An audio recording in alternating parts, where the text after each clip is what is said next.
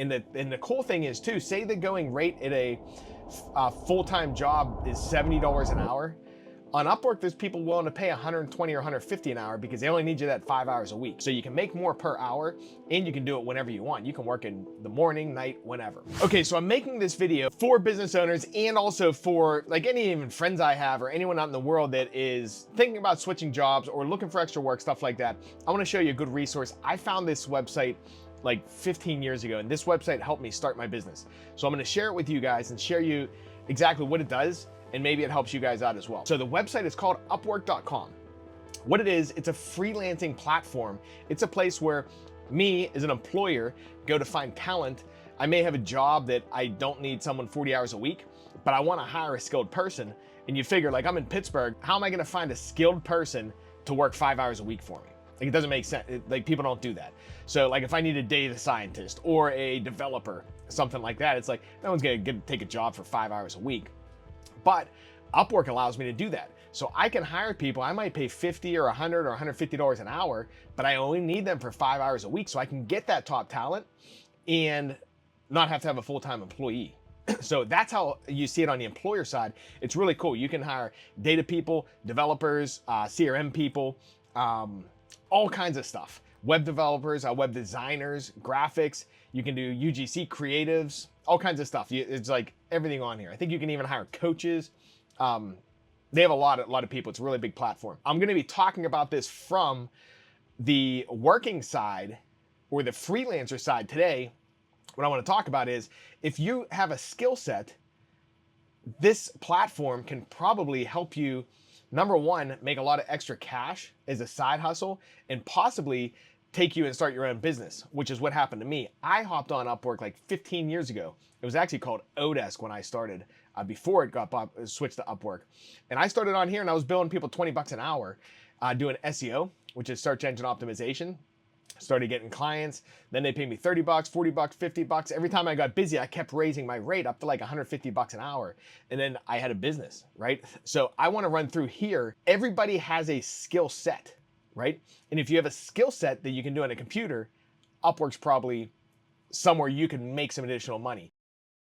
So here's what Upwork is. Say you are a developer, you're good with SQL. They have all these people that go on here and put up their jobs on there looking for SQL designers. So here, let me show you here. Let me go on the other profile here as a freelancer. Okay, here's my old profile. I haven't been on here for a while looking for work or anything, but this is what a profile is. It says you put, okay, here's what I do. You put a description here. You can see how much hours you worked. You can see feedback, all this kind of stuff. So you create your own profile depending on what your skill set is, and you'll put it on Upwork, right? Now, a lot of people stop there. They think, hey, you know what? My profile's there. People are gonna reach out to me. It doesn't work that way. People would reach out to me after I had all this feedback because I was one of the top on the platform, and then you can build up to that part. But right when you get on there, you have no credibility, no nothing. I recommend putting your rate a little bit cheaper, and then you go apply for jobs. So let's walk through how we apply for jobs. So say, for example, we're looking for like SQL, like a developer. They have all these jobs on here. So what I do is I filter. So I'm gonna be looking for people that want to pay, one, an expert. They want to pay, let's say 100 bucks an hour. I guess we could do fixed price. There's 0 in here for fixed price. There's 40 jobs of people want to spend over 100 bucks an hour. And I filter like this to find out, okay, what are the real jobs? Because there's a lot of super cheap people on here that are trying to hire overseas for like $3 an hour. You don't even want to waste your time applying for those. But then there's real jobs here too. Like, let's look at this one. This was posted 2 days ago. Complex enterprise migration from Salesforce to Brevo. Client has significant technical debt and SM fee, whatever. I don't even know what some of this stuff means here, but this is a legit job. And one thing you're gonna look at too when you're applying for jobs, look at what their average hourly rate is that they've spent and how much they spent. This is a legit company, and they probably do spend fair rates, because if their average is $14 to $15 an hour, that's including the VAs at $4 or $5 an hour and the upper people, right? So let's look at like a more normal job. I have a friend who does video editing. So we'll say video editing. So say you're a video editor and you wanted to make some extra money, you would come on here and it's gonna be like, okay, this guy's want to pay you 30 bucks. We're looking for a skilled video editor to craft captivating edits. That's a crappy job. We don't want to do that. So that's why we want to filter. And we're gonna say, I don't know, let's say minimum 50 bucks an hour. We're gonna say number of proposals. I'm not going to worry about proposals at this point, but you normally don't want to apply to someone that has 50 proposals. And client history, we want people that have hired people before. So here's one. I'm looking for a skilled virtual assistant with video editing. That's 20 to 50 bucks an hour. And then they have their whole job description. And here's what it is. So then you see this job. And what I do is I go through and I apply to anything that looks really relevant to what I'm looking for, because it is a numbers game. And then you're gonna click apply. It's gonna ask you to fill out questions, and it's gonna say, okay, what are you doing it? Are you doing it as a freelancer? You're gonna put your rate, which my rate's too high for this one. And then you put a cover letter, you answer questions, and then you apply. Now here's my tip for you. There's a website called loom.com. But when you're applying, you go back onto their profile right here, you record the video with your face in the video. There's an option you can record yourself also, and you go down through their job description like, hey, my name's Brian. I saw you're looking for a video editor. I think I'd be a great fit for you, and here's why. And then I'm going to go through here. I got excellent experience with CapCut. I've built YouTube channels, and you can show them the YouTube channels you've done. I got tons of knowledge in YouTube, all this kind of stuff. So this is one example here. Let's say we are looking for, well, let's look at these videos again real quick. Like on-camera creator for real estate brand, 0 spent, I would pass. $200,000, this person's paying 140 bucks an hour. They're looking for AI video and content creation, right? So this is interesting. And AI is a good place to make money at the moment. Learn that if you're looking for a skill set. So this person's looking for an AI-driven video and content creation. So this could be an interesting one. They spend a lot of money. They're saying they're willing to spend 140 bucks an hour. And if you have those creatives and if you have those skills, like going to Nano Banana and creating stuff and then taking it over to VO3 or just making different videos for these people, if you have those skill sets, boom, $140 an hour job sitting in your house, right? And you work 5-10 hours a week doing this. Video podcast. Podcasts are big. I have 3 video podcasts to create. They provide the videos. So it's like, okay, maybe you're not the creator of the video. Maybe you're the editor. Someone's going to give you all the content. All you do is make it look nice for them. They send it to you, optimize for audio, you cut out the ums and stuff like that. And that would be a job, 20 to 50 bucks an hour sitting at home, right? So that's your vacation money. It's extra money there. TikTok performer, things like that. But point is, there's so many jobs here. So I'm just going to think of a couple to show you guys a couple examples.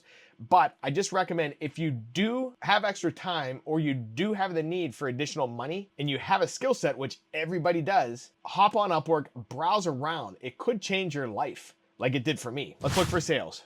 If you're a salesperson, high ticket closer, earning 50 to 100 grand a month. Filter, which it looks like it saved them, so that's good. So like parental control phone, customer acquisitions. So you can find real sales jobs or real customer service jobs on here too, where you're working from home. This one's paying like $5 to $80 an hour. Sales is probably a bad example to be using too, because a lot of it's commission. Let's say customer service. And let's say we want to be US only. Client success manager for agency work.